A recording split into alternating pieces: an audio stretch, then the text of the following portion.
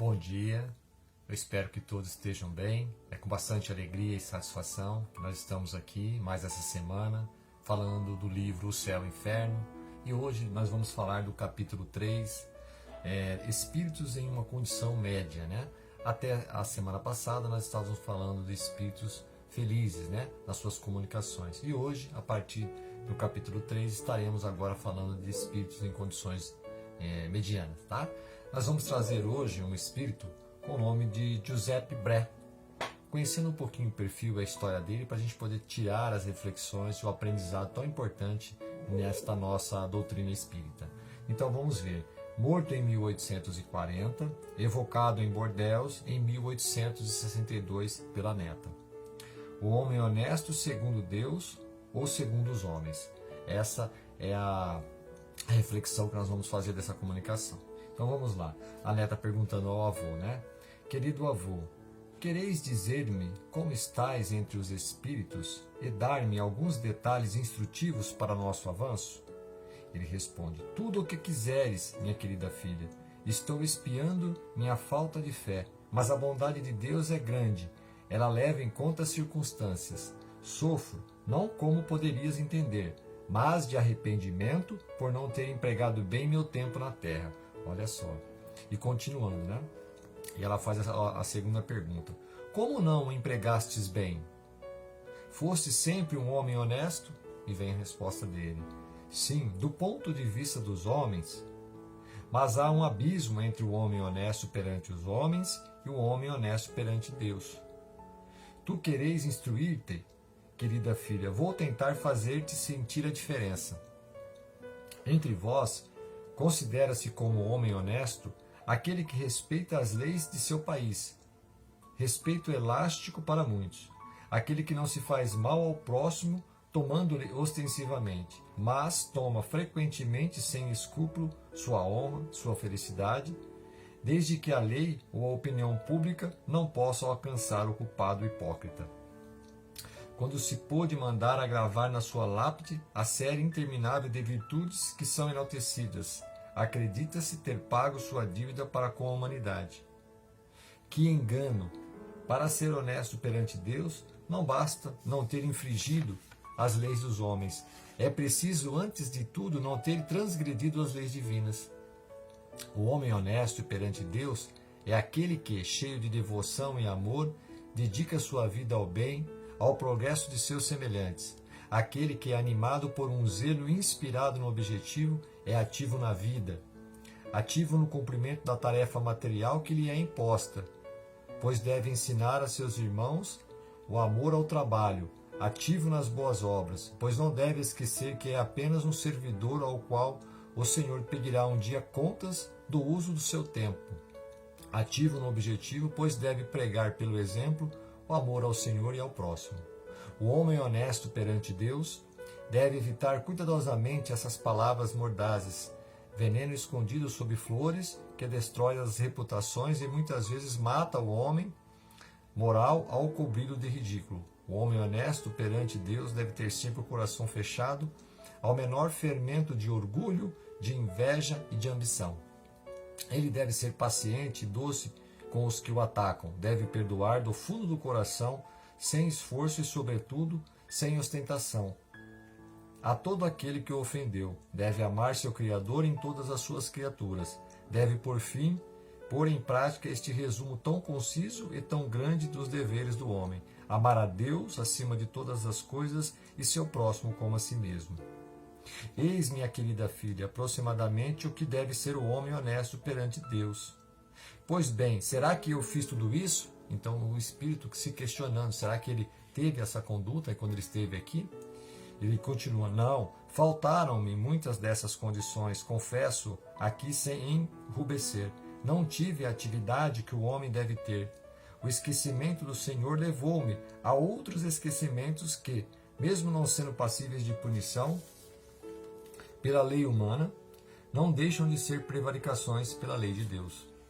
Sofri bastante por isso quando o senti. Eis porque espero hoje, mais com a consoladora esperança na bondade de Deus, que vê meu arrependimento. Diz isso, querida filha, repete-o àqueles que têm a consciência pesada, que eles cubram suas faltas à força de boas obras, e a misericórdia divina se deterá na superfície, seus olhos paternos contarão as expiações, e sua mão poderosa apagará as faltas.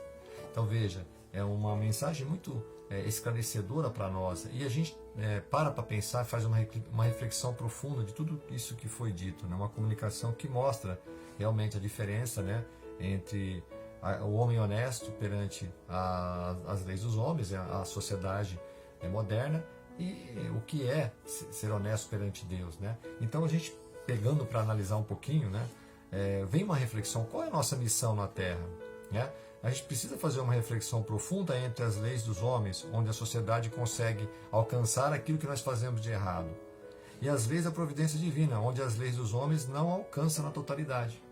Então tem muitas situações que nós somos, né, vamos dizer assim, entre aspas, né, sofremos as consequências na questão no plano material, só que também nós acabamos levando essas consequências para o plano espiritual, né? Quando a gente olha, por exemplo, uma pessoa que tira a vida da outra por um ato impensado, você paga, às vezes, né, aqui na lei da sociedade comum, você é penalizado, responsável por ter tirado uma vida, passa um tempo aprisionado, mas você também, de uma certa forma, trouxe-lhe uma responsabilidade maior para o plano espiritual, né? E existem outros exemplos, né? Então a gente precisa refletir que nem sempre o fato de você seguir as leis de Deus, seguir as leis dos homens, quer dizer que você está seguindo as leis de Deus. Você paga os seus impostos em dia, você é uma pessoa que procura fazer as coisas corretamente. Mas no fundo, você acaba às vezes inferiorizando as outras pessoas, colocando as outras pessoas no estado submisso ao seu, né? Então as leis, às vezes, da sociedade não alcançam isso, mas a providência divina, o olhar da providência divina é numa totalidade universal. Então a gente precisa refletir a nossa missão na Terra, né? Se a gente está seguindo só as leis dos homens, mas nós estamos vendo a amplitude que essas leis têm no plano espiritual. Então eu acho que isso é um ponto super reflexivo que nós precisamos entender, esse equilíbrio, se nós estamos pensando como co-irmãos, né? Como uma família espiritual, que todos nós somos espíritos, ora estamos em papéis diferentes. Então nós temos que entender que cada criatura tem um tempo para evoluir, e esse tempo ele vem de acordo com as provações, as experiências terrenas, né? As existências que vai nos moldando, e a gente vai atingindo essa maturidade espiritual. Então, um outro ponto importante: a honestidade perante os homens e a honestidade perante Deus, né? Como eu coloquei aqui, os olhos da providência divina vão além dos olhos da sociedade em geral. Então, muitas vezes, nós fazemos aquilo, né? Cumprimos com as leis dos homens, mas nós não se sensibilizamos com as dificuldades alheias, né? Por exemplo, às vezes você vê que uma determinada sociedade, um determinado país, uma determinada nação encontra-se em grandes dificuldades. Se ninguém olhar para essas pessoas, como será o avanço delas, né? Como será a consequência daqueles que podiam ter ajudado, e às vezes até numa programação que foi feita para que aquelas pessoas ajudassem aquela determinada a sociedade, um determinado indivíduo, e não o fez? Qual é a consequência disso, né? Porque às vezes uma pessoa mais esclarecida, está numa condição melhor, é um espírito que vem para ajudar um outro espírito que está numa condição, de repente, num progresso um pouco, vamos falar assim, inferiorizado, porque ela não atingiu aquela lição. Só que ele tem outras contribuições para dar. Então é importante essa honestidade, né, que é colocada no capítulo, é muito reflexivo, né? Então a gente às vezes acaba indo meio no piloto automático e não percebe isso, né? Ele comenta também sobre a questão do orgulho, da inveja, da ambição. Todos nós temos um pouco disso, né? Senão nós não estaríamos aqui. O que acontece é que a gente precisa refletir, e no momento que a gente ter esse sentimento, o que provoca isso? Quais são os gatilhos que nos levam às vezes a gente sentir esse orgulho, né? Aquela inveja desmedida e a própria ambição, né? Eu acho que todos nós também temos ambição, mas a gente tem que ver se aquilo não está se tornando ganancioso demais, né? Todos nós queremos melhorar de vida, queremos condições melhores, só que nós temos que dar o devido valor às coisas materiais, né? Será que a gente não está na balança se desequilibrando um pouco? E aí vem aquela questão: com o que eu estou me ocupando na minha jornada terrena, né? Que foi um ponto também que ele colocou, né? Aí outro ponto super importante do perdão: cada espírito encontra-se em um nível de progresso, né? Se olharmos por essa ótica, compreenderemos melhor os nossos irmãos também, porque às vezes a gente não consegue perdoar porque acha que aquela pessoa que cometeu aquele ato foi simplesmente porque ele só quis fazer essa maldade. Claro, o ódio, né, o nervosismo leva a isso, mas a gente tem que analisar que às vezes um espírito ele está numa condição que ele não consegue oferecer muito mais que aquilo. Então, como a providência divina nos coloca, né, nós temos condições de avançar em cada existência, só que às vezes nós derrapamos e acabamos perdendo muito tempo numa determinada lição que a gente não conseguiu passar por ela ainda. E quando a gente conseguir ter essa consciência, essa reflexão, a gente consegue entender às vezes por que certas pessoas tomam certas atitudes, né?